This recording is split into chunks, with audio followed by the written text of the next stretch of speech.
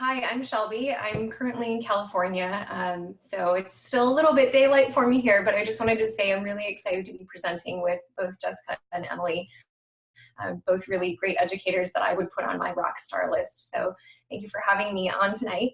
I wanted to also just give you a little bit of background on who I am, and then I'll jump into my slides.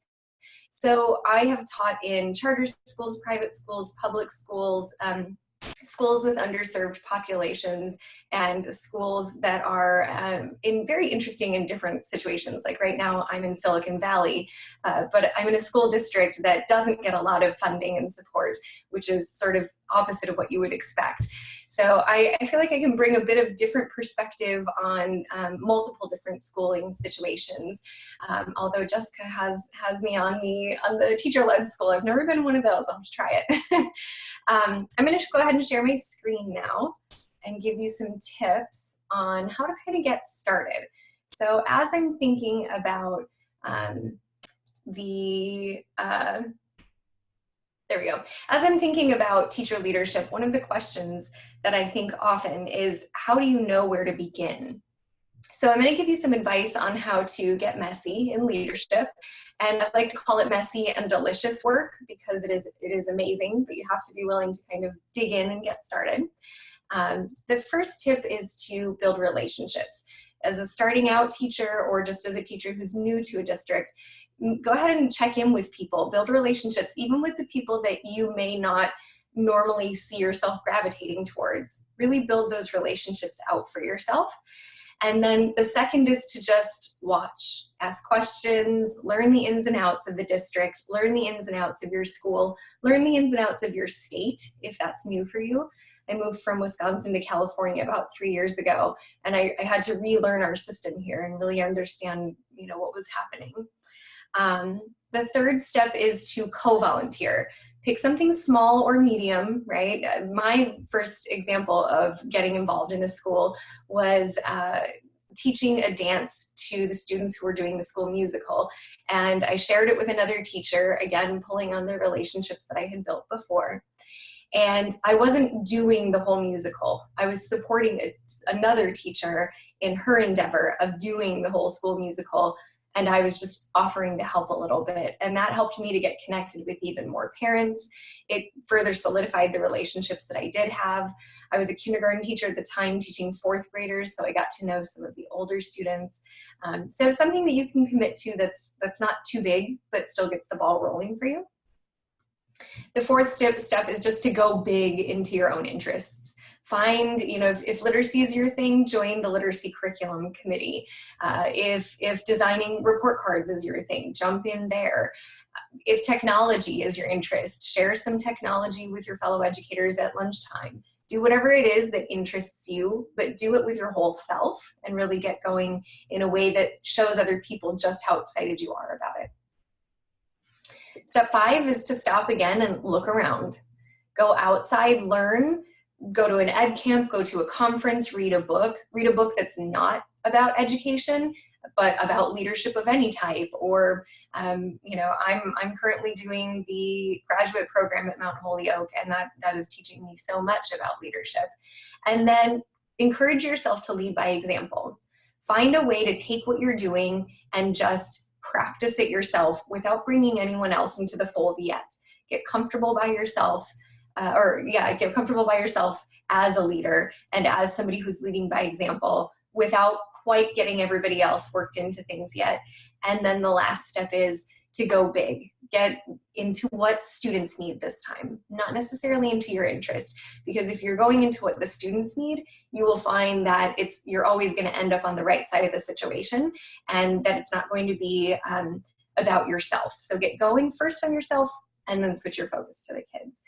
If you are someone who has been teaching for a while and you've been in your school community for a while, you're feeling pretty comfortable, just go ahead and skip steps 1 through 4, because hopefully you've already done steps 1 through 4, and just take stock of where your school is at. Notice the things that are going well, notice the things that need some attention, and learn as much as you can. So when I think about that and just the massive amount of work that I've just spelled out in 6 easy steps for you, I think a little bit about how you can balance your commitments. Being in the classroom full-time or even part-time takes so much energy. And then depending on what you have going on outside of that, you know, your health, your family, all of those things, they start to take the back seat when you take on leadership roles. And so I'm going to share with you some things on how you can balance your commitments out.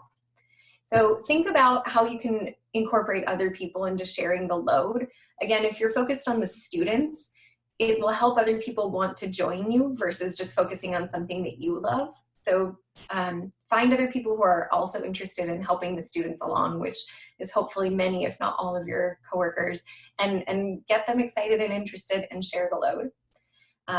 Jessica was talking a little bit about this before, but like stay on the freeway, don't take the off ramp. So when I say that, I mean, stay focused on the things that you can do and do them well, and don't say yes to every project that comes along. I've noticed that when I got started as a more active leader in a community, people would continue to ask me to do things, and I had to find the way to say no or not yet. And that's definitely an important way to balance things out for yourself.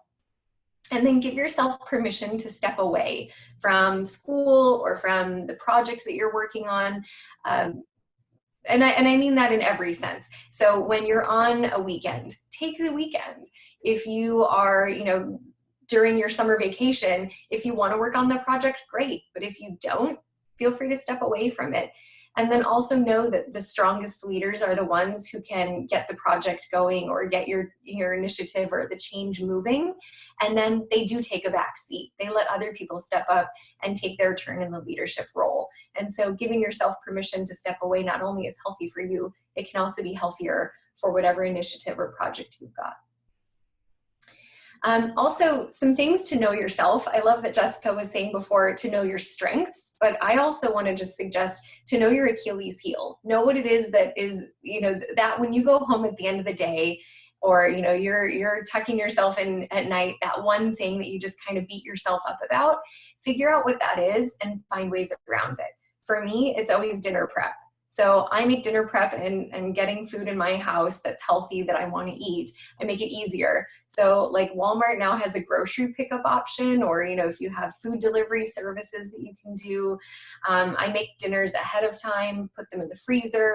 I don't often, but sometimes I'll buy a school lunch so that way I don't have to worry about lunch the next day. Whatever I can do to make food easier for myself, but do the same thing for whatever it is that gets you. Whatever you get down about, figure out what it is, find ways around it, and that will help you kind of have the balancing act, as well as to just not feel guilty about, you know, dropping a ball somewhere. And then the last one is to refuel your drive. And I'm not talking about refueling yourself. I'm talking about reconnecting with what the project is. And sometimes that can be really hard to do. So for me, I know that turning music on can get me focused on to the right things that I want to be thinking about, but also just having a conversation about what it is that I'm doing, why I'm trying to do this thing, why I want other people to join me, why it matters for our students. And just talking about that can refuel, it does refuel myself as well, but mostly it refuels my interest in working on the improvement for the project or the initiative that we're working on.